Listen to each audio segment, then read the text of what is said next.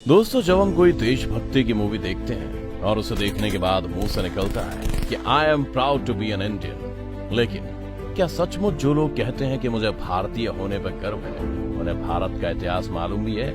क्या उन्हें पता है कि भारत देश कितना महान है? आज के इस वीडियो के अंदर मैं आपको इतिहास में 1000 साल पीछे लेकर जाने वाला हूँ और बताने वाला हूँ कि कैसा था मेरा देश 1000 साल पहले और क्यों इसे सोने की चिड़िया कहा जाता था।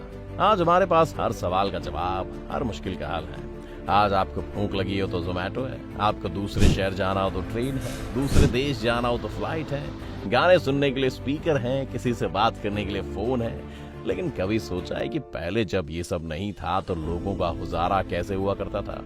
चलिए लेकर चलते हैं आपको आज से कई 100 साल पहले के भारत में, जहाँ तब का भारत आज के भारत से बिल्कुल अलग था।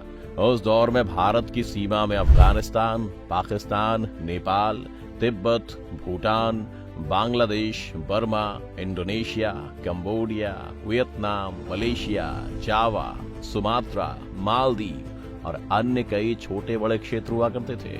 हालांकि सभी क्षेत्र के राजा अलग अलग होते थे, लेकिन कहलाते सभी भारतीय जनपद ही थे, यानी कि जिन्हें आज भी लगता है कि कश्मीर से लेकर कन्याकुमारी तक ही भारत की सीमा है, तो अफसोसन ये बात बिल्कुल गलत है।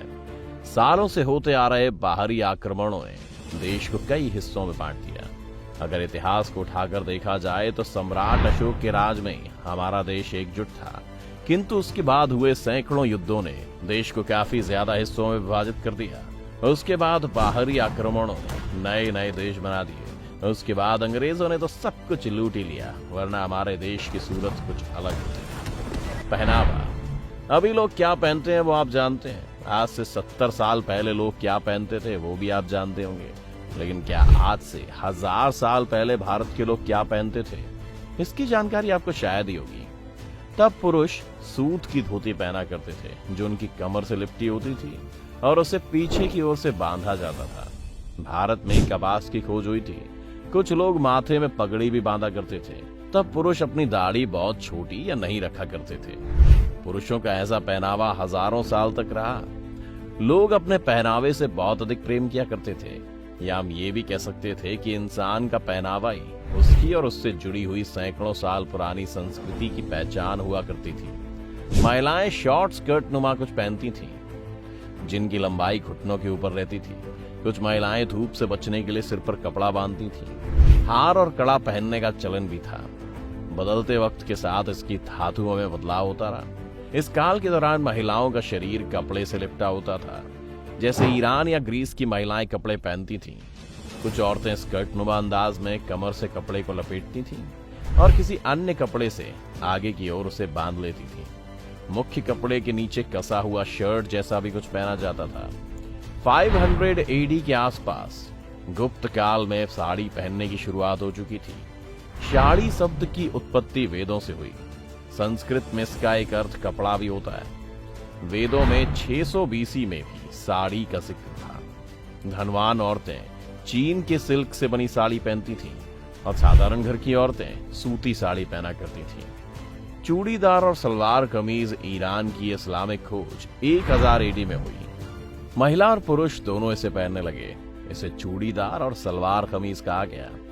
भारत में भी इसका प्रचलन खूब बढ़ा, खासकर उत्तर भारत में। लेकिन अब भी ये धोती साड़ी के बाद ही लोगों की पसंद होती थी। ये महंगी भी हुआ करती थी, इसलिए आम जन की पहुंच से दूर थी। जो महिलाएं इसे पहनती थी, साथ में ढेर सारे गहने भी पहनती थी, जिससे मालूम हो सके कि ये महिलाएं ऊंचे घराने की हैं। इसके अलावा छोटे बच्चे कुछ पहना ही नहीं करते थे। अगर पहनते भी थे तो कपड़े के नाम पर उनके कमर के इर्द गिर्द एक कपड़ा लपेट दिया जाता था। बड़े बच्चे को कुर्ता नुमा कपड़ा पहनाया जाता था, जो उनके घुटने तक आता था। बड़े बच्चे अपने माता पिता की तरह कपड़े पहनते थे। लड़कियां वयस्क होने के बाद ही साड़ी पहना करती थी। आबादी, दोस्तों, जिस तरह आज हम दुनिया की सबसे ज्यादा आबादी वाला दूसरा देश है, वहीं इस समय के हालात भी कुछ इस तरह ही हुआ करते थे।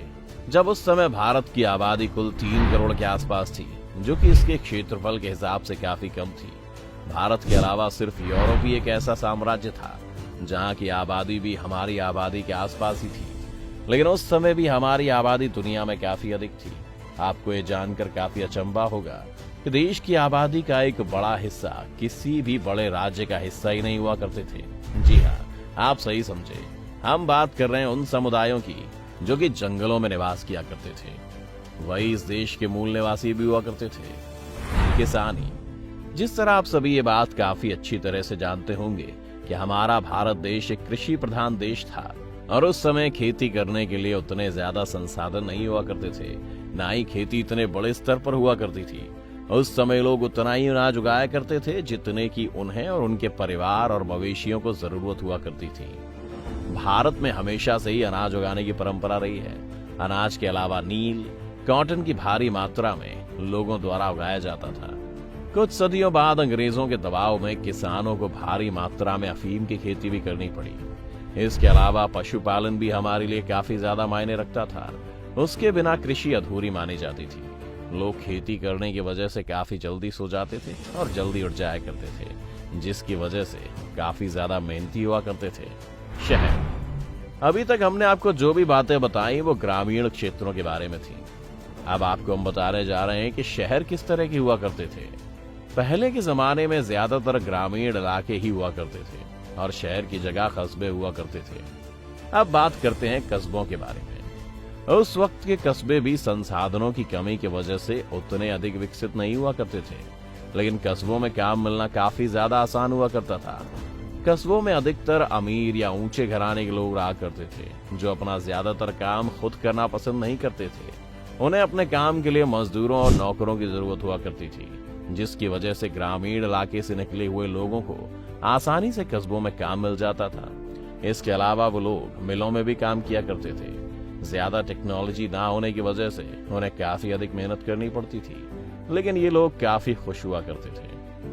लेकिन अंग्रेजों के आने के बाद मिलों के मालिकों की, वहां काम करने वाले मजदूरों और कारीगरों की जिंदगी दिन पर दिन बदतर होती गई। इनकी तनख्वाह आधी और मेहनत दुगनी कर दी गई। इसके अलावा शहर में रहने वाले लोगों से अधिक कर लेना शुरू कर दिया गया। इसी के चलते धीरे धीरे कस्बे भी गरीबी और भुखमरी की तरफ चले गए। यातायात। पहले यातायात के साधन बहुत ही कम हुआ करते थे, जिस वजह से एक आम इंसान अपने पूरे जीवन में 100 से 150 किलोमीटर का ही सफर कर पाता था। लेकिन जैसे जैसे अरबी नस्ल के घोड़े देश में लाए गए और तांगा बनाया गया, लोगों के लिए सफर करना काफी ज्यादा आसान हो गया था। हालांकि ये सफर आज के जितना आसान तो नहीं था, लेकिन उस समय के लोगों के लिए घोड़े की सवारी करना आज के समय में मोटरसाइकिल चलाने के बराबर था। इसके अलावा अगर आपके पास खुद का तांगा है तो वो किसी कार की सवारी से कम नहीं हुआ करता था।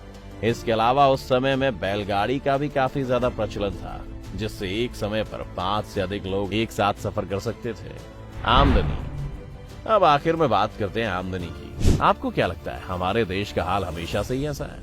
अगर आपका उत्तर हाँ है तो मैं आपको बताना चाहता हूँ कि ऐसा बिल्कुल भी नहीं था। लोगों के पास कमाई के कई स्रोत हुआ करते थे। लोग खेती भी करते थे, पशुपालन भी करते थे और इसके अलावा मजदूरी भी किया करते थे, जिसकी वजह से लोगों के पास धन की कोई कमी नहीं हुआ करती थी। भारत के इसी धन ने हमेशा से बाहरी ताकतों को आक्रमण करने के लिए उत्साहित किया, चाहे वो महमूद गजनवी हो, तैमूर लंग हो या फिर अंग्रेज। देश के अंदर हमेशा से ही पैसा भरपूर था। हम किसी भी चीज के लिए कभी भी किसी और देश या राज्य पर निर्भर नहीं होते थे, लेकिन अंग्रेजों ने इस देश को और देश के लोगों को गरीबी की तरफ धकेल दिया। तो दोस्तों, हमारी इस वीडियो से आपको यकीनन भारत देश की एक नई छवि दिखी होगी। यदि ऐसा हुआ तो हमारा वीडियो बनाने का मकसद पूरा हो गया। तो दोस्तों, आज के वीडियो में बस इतना ही। अगर आपको वीडियो के अंदर कोई इन्फॉर्मेशन अच्छी लगी हो तो नेक्स्ट पार्ट के लिए कमेंट करें और वीडियो को लाइक, शेयर और चैनल को सब्सक्राइब करें, ताकि आगे आने वाले सभी वीडियोस की नोटिफिकेशंस को आप मिस ना करें।